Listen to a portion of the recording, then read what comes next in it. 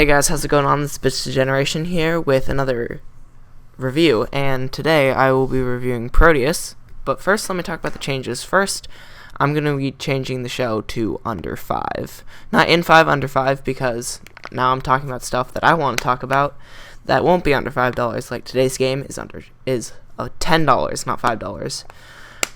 And it's gonna be more ad-libbed, the show. So yeah. But without further ado, let's start the review. That rhymed. Okay, so before I get into the review, let me address the people who say Proteus isn't a game. And I know some people are like, oh, well, all you do is walk around. And person who sounds a lot like me, well, that's like saying in Zelda, all you do is swing a sword.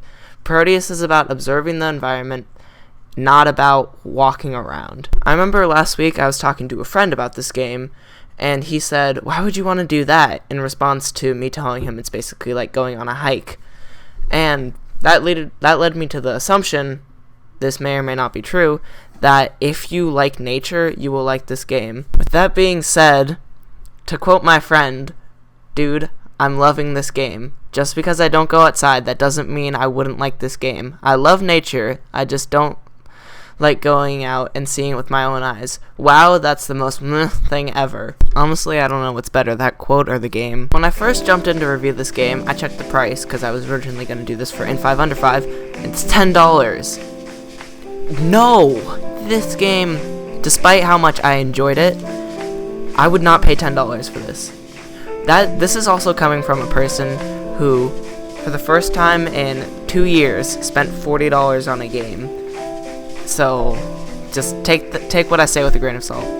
When you start Proteus, you're immediately thrusted in, with no explanation whatsoever, and from the get-go, you feel kind of weird, like, sort of being watched, sort of, not really though.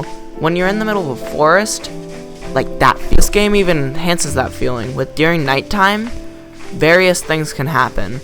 Like, if you go into the center of a bunch of statues, then they can turn your entire vision red and then make a bunch of stars dance around and then play Japanese shogun music in the background. I don't know if that's the right term, but why not? The game also does its best to simulate real life in a way that it feels like real life. Everything has a sound that it makes, be it little things on the ground making noises when they jump around, the ambient noises of the birds in the trees, all of that stuff contributes to making this game feel like a living thing. This game is more concerned with atmosphere than actual gameplay, which is fine, but it falls a little short in the context of mechanics. The problem with the game is that it has little to no replay value other than changing up the world generation. And what I mean by that is, once you figured out the strategy of going to a stone circle and then advancing to the next season, that's all you'll do.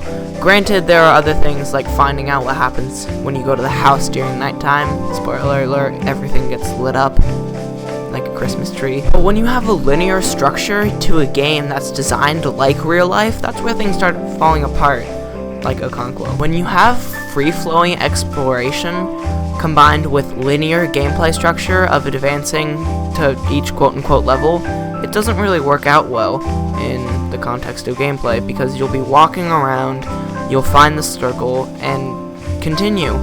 So, which means that this game only has a theoretical replay value of about 30 minutes, because that's how long it takes me to beat it. In this case, with real life, there would be more different paths to explore, different areas to see, but in Proteus, it's all the same place. An island with trees. And I know you can turn up, or you can change the generation of the land, so that way it looks really cool, but that doesn't help with the fact that all you do is you walk around an island with a bunch of trees and then advance the gameplay. Ultimately, Proteus succeeds and fails on a basic level. It succeeds by creating an atmosphere that gets you hooked immediately, by making you want to ask questions. Why are these statues here? Why is this tower here? Why is this house here? And it doesn't give you any answers, which is symbolic of real life.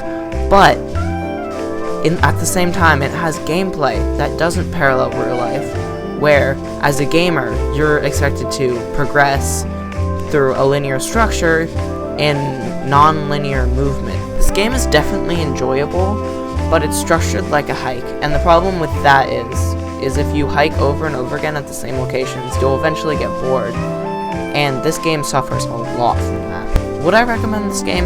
Yes, I would, if you are willing to put down the money, but if you're not, then no, I'd say just look over it, skip it, do what you want. I think I'm going to go back to writing the scripts, honestly. I like that much more. This is Bits the Generation signing off.